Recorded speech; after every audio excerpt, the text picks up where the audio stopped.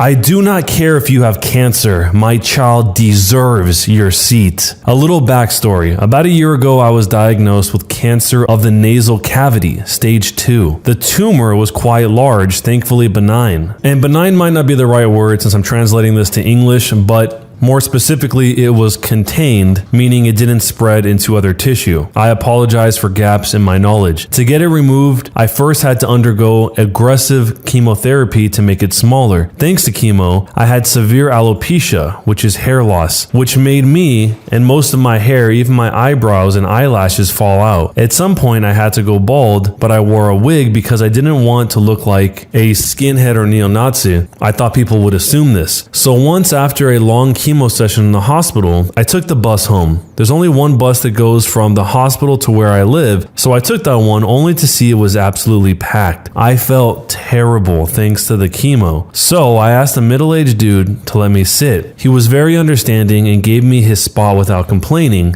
2 stops later, the entitled mother, a lovely whale with an I demand parley with the CEO haircut and a 12-year-old kid enter. It took her roughly 5 seconds to see that the bus was packed, start looking for a free seat, spot me and start marching, or in her case, trying to fit in the aisle between the seats while shoving others aside to me. When I saw her, I knew it was going to be bad. She then stood next to me and decided to talk to me. This was the conversation that followed. Entitled mother: "Hey, could you let my kid sit down?" Me: "You mean me?" Entitled mother: "Who else?" Me: "Oh, I'm sorry, but I'm on the way back from the hospital." And entitled mother: "So are we." Which is nonsense because the stop was a few kilometers away from the hospital. "My boy just broke his leg and we're coming straight from the ER." Her kid was standing next to her without any support, clearly embarrassed. Me: "He's standing next to you completely fine." "Look here, boy." Also, I'm 21 years old. "My kid deserves to sit down." "Look, madam, I'm sorry, but I just got back from a chemo session in the hospital. I need to sit and rest." I then move my wig back a bit to show her my bald head. Entitled mother then starts yelling in my face, "Stop making excuses and get off the seat, you skinhead." At this point, I was baffled. I didn't even know what to say. The kid was trying to make his mother stop and we had the attention of the whole bus. She then grabbed me and tried to yank me from my seat. I held on tight and thankfully I didn't fall off. Now, enter OG, my savior, which is the older gentleman. "Will you shut up, cow?" Entitled mother says, "Who do you think you're talking to?" OG with an ice cold voice said, "Stop assaulting other passengers or I will be forced to step in. Also, every dumb moron could see the dude has cancer." "No, he's just a skinhead." "He's got no eyebrows." It seems like that really offended entitled mother because she spun around on the spot and threw a falcon punch in the older gentleman's face. I was in shock and in disbelief. The whole bus was flabbergasted and the kid probably wished he'd never been born. The older gentleman said something unbelievable and a golden sweet karma moment followed. Okay, that does it. Harassing passengers on a bus, physically assault against a passenger, and now assaulting an officer? You're in deep trouble, lady. The older gentleman then pulled out a badge and told her to stay where she was. He then pulled out his phone, called someone, and told her that she was being arrested. I could not believe it. The older gentleman was a cop. At this point, the entitled mother was white as a wall. The bus had come to a stop, so she decided to make a run for it, but other passengers blocked her way. She also then got charged with resisting arrest thanks to this. 3 stops later, a police car was waiting for the entitled mother and the entitled kid, or embarrassed kid. The embarrassed kid told me he was sorry for his mother's behavior, and I felt really sorry for the kid.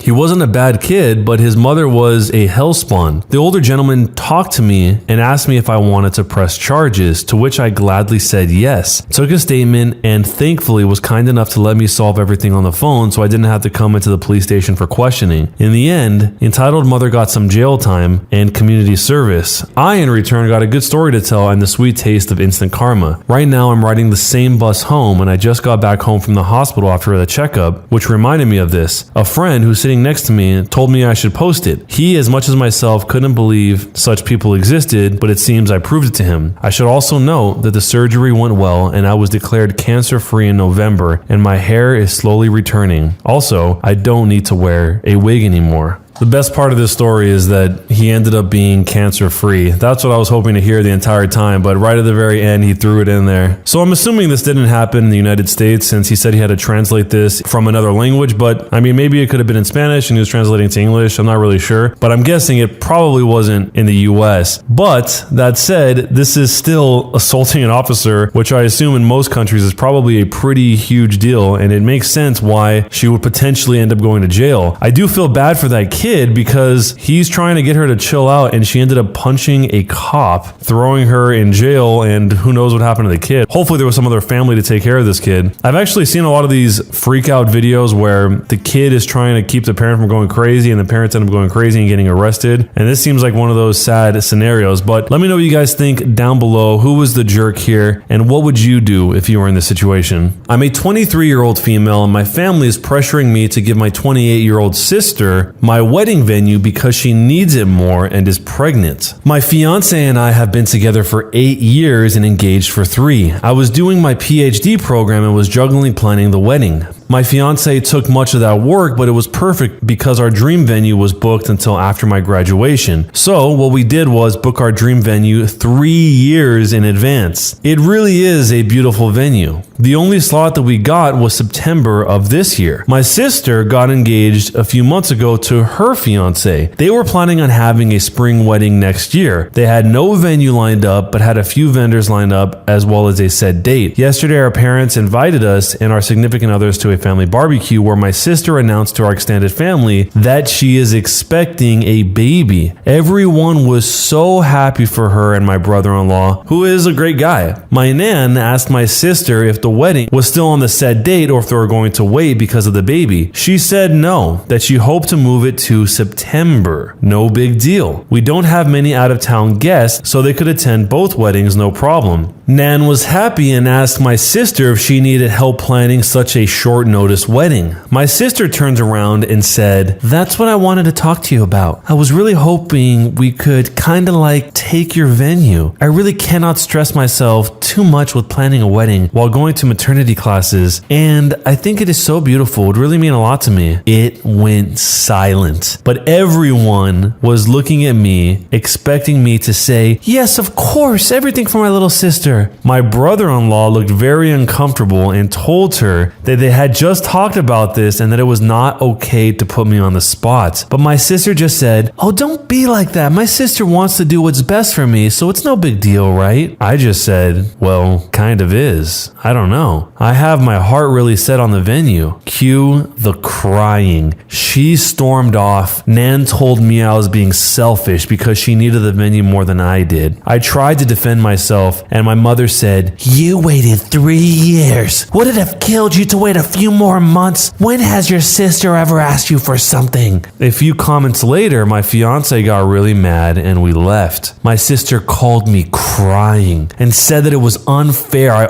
always get what I want and that I could have just done this one thing for her. Dad said it's just a venue and what matters is the person who you are marrying. He is kind of right, but we have been planning for so long. My fiance is furious with my family and doesn't even want my sister to come. Now, my family is threatening not to come because I am being selfish and my sister needs it more than me because having a baby is too stressful. My brother-in-law called me and apologized for the inconvenience. He told me he had discussed it with my sister and she had told him she would not ask. He is properly mad with her now and warned me that my sister is blaming me for, quote, potentially ruining her marriage. My father has sent me about 5 texts along the lines of, "I hope you are happy. Your sister hasn't stopped crying since yesterday," and so on and so on. My fiance and I have decided to boot my sister from the bridal party and replace her with my aunt, who is the only family member that took my side. We have not decided whether or not we will invite my family as a whole. Furthermore, my mom took it upon herself to tell on us. She called the fiance's parents and told them that it would be best if my sister gets it because she is pregnant and pre-eclampsia runs in my family, whatever that means. I actually had to look up what that was, and apparently it's a rare but serious condition where high blood pressure results in seizures during pregnancy. My future father-in-law told them to piss off and basically rip my mom a new one for expecting something so ridiculous and that they were going to lose me if they kept playing favorites. So my mom is now crying too and saying that my father-in-law is a jerk. This is just getting so pathetic. It seems straight out of a bad soap opera. My in-laws are driving to us currently with some supper and wine and basically told me not to worry and that no matter what happens, they will be my safety net. I cried out of happiness. So it hasn't been that long, but when I first posted about this, it blew up. I was expecting only a few answers, but the support was overwhelming. What boggled my mind was that this story was flooded over to mainstream media. But let's get to the story. So, since this all went viral, a lot happened. My sister saw this story while browsing on Reddit, and she lost her mind. She accused me of painting her like a loony and misinterpreting facts. Side info, my sister got wind of the situation due to various media outlets and then went on Reddit. She said that I was being unfair. She says that she is family and that she asked for it nicely because she loves me. She also underlines the fact that the opinion of internet strangers doesn't count because family is more important and I should focus on making my family happy. The only text I sent back was this: I'm sorry that you perceived it that way. I did not in any manner distort what happened. As you might notice, I didn't describe your tone nor exaggerated anything. Perhaps you have that night different in your mind than I do, but I digress. I'm sick and tired of bending to your will. My whole life I have been your servant and your doormat. Remember all the birthdays I had to share with you because you would throw a tantrum because you didn't get presents? Or when you cried so that I would fill out job applications for you? But the thing that has hurt me the most, till now, is when you ruined my graduation. I am done. I admit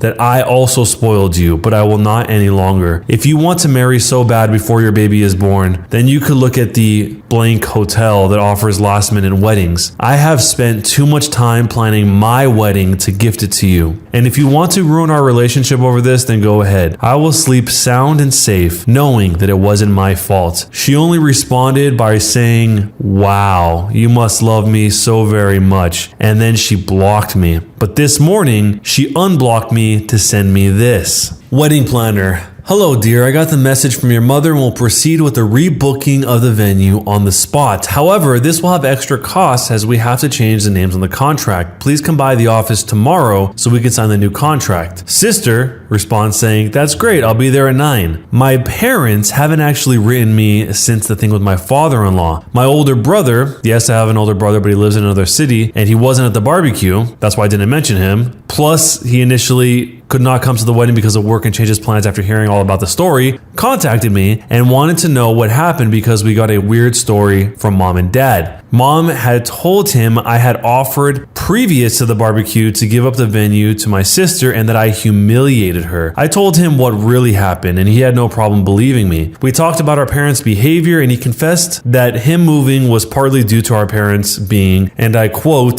jerkheads to us. He told me that my mom had gotten wind from the post and was mad at me for betraying my family. I haven't written my parents what so many of you advised me to because I have come to terms with the fact that they love my sister more than me, if they love me at all. So for the wedding, we sat together and put passwords with the majority of our vendors and also with the venue directly. We didn't talk to our planner yet, which is why the text of my sister worries me so much. Also, we canceled the catering that my parents paid for. So short term, we won't be able to get full catering like we wanted to, but all of our friends, my fiance's family, will help us prepare a buffet and everyone's gonna chip in. That will be our bachelor party. As we will have to spend more on our food now, we canceled our bachelor parties and we'll have a family and friends cooking session. Thank you everyone for helping me see how toxic my family is. I will try to sort it out. If they do apologize from the bottom of their hearts, they will be allowed into my wedding, but if not, then, well, I will still have my brother who will be walking me down the aisle and my aunt. So the conclusion to everything is We called my planner and she was horrified. She told me she had never as much talked to my mother since the day we went to book the venue. She assured me that even if they were to call and say that I wanted it, I had to be present to make any changes. So we informed everyone that will work for us on our wedding, and they offered to hire security for that day at a reduced price. Am I the jerk? This post seems like it really got under a lot of people's skin. One of the top opinions on this was speaking to the OP's sister directly, saying that you claim the OP isn't doing this for you despite being family. Ask yourself, have you been doing your part as her family? She's been planning this for 3 years and you want to just take it away from her. Should family be doing this? And this is absolutely true. It seems like from the way the OP tells it, the sister is in a very one-sided relationship with not only her sister, but the rest of the family. She's almost exclusively taking and not giving. And in a way, kind of betrayed her own fiance, because it sounded like they had an agreement that she wasn't going to bring this up and put her sister on the spot, but yet somehow decided in the moment to do it, not only to make her sister feel uncomfortable, which is the OP, but also her own fiance. There's a few people that were diagnosing the sister in the situation because they were saying that she is kind of a jerk, but probably knows it and doesn't care. But somebody actually responded by saying, not necessarily. If she has narcissistic tendencies, she might legitimately just straight up not give a second thought to how her actions might affect others. That means she does not apply the same critical thinking to her actions that she applies to others' actions affecting her. The step is just omitted in the thought sequence in the brain. Sadly, I know this from experience. I mean, if this was the case, then